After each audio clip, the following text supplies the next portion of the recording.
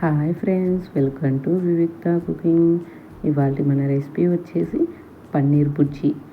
చపాతీలోకైనా బన్లోకైనా ఎంతో టేస్టీగా ఉండే ఈ పన్నీర్ బుర్జీని ఎలా ప్రిపేర్ చేసుకోవాలో చూద్దామా.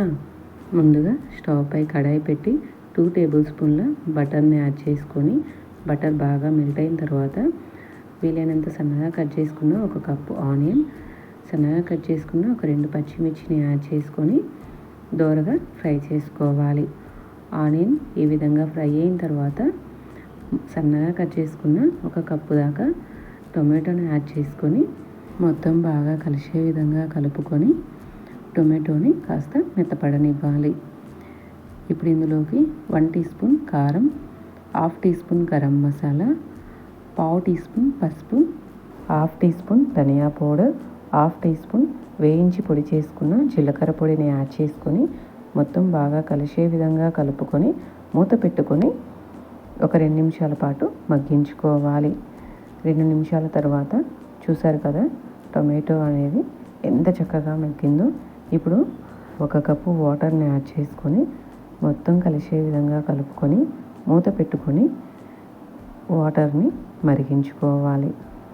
ఈలోపు పన్నీర్ని తీసుకొని వీడియోలో చూపించిన విధంగా చేతితో పన్నీర్ని ఈ విధంగా చిన్న చిన్న ముక్కలుగా స్మాష్ చేసుకోవాలి. నేను ఇక్కడ 200 గ్రామ్స్ పన్నీర్ తీసుకున్నానండి. చూడండి, ఈ విధంగా చేతితో నలిపితే సరిపోతుందండి. పన్నీర్ అనేది చక్కగా చిన్న చిన్న ముక్కలుగా అయిపోతుంది. ఇప్పుడు ఈ పన్నీర్ని పక్కన పెట్టుకొని వాటర్ అనేవి ఈ విధంగా మరిగాయి కదండి. ఇప్పుడు ఇందులోకి 1 టీ స్పూన్ కసూరి మేతిని యాడ్ చేసుకొని ఇందులోకి పన్నీర్ని కూడా యాడ్ చేసుకొని మొత్తం బాగా కలిసే విధంగా కలుపుకొని మూత పెట్టుకొని ఒక 2 నిమిషాల పాటు ఉడికించుకోవాలి. ఈ పన్నీర్ బుర్జీని తప్పకుండా మీరు కూడా ట్రై చేయండి. టేస్ట్ ఎలా ఉందో కామెంట్ సెక్షన్లో కామెంట్ చేయండి. ఇప్పుడు ఇందులోకి రుచికి సరిపడా సాల్ట్ని యాడ్ చేసుకొని మొత్తం కలిసే విధంగా కలుపుకొని 2 టేబుల్ స్పూన్ల ఫ్రెష్ క్రీమ్ని యాడ్ చేసుకొని మరొకసారి మొత్తం కలిసే విధంగా కలుపుకొని సర్వ్ చేసుకుంటే ఎంతో టేస్టీగా ఉండే ఈ పన్నీర్ బుర్జీ రెడీ.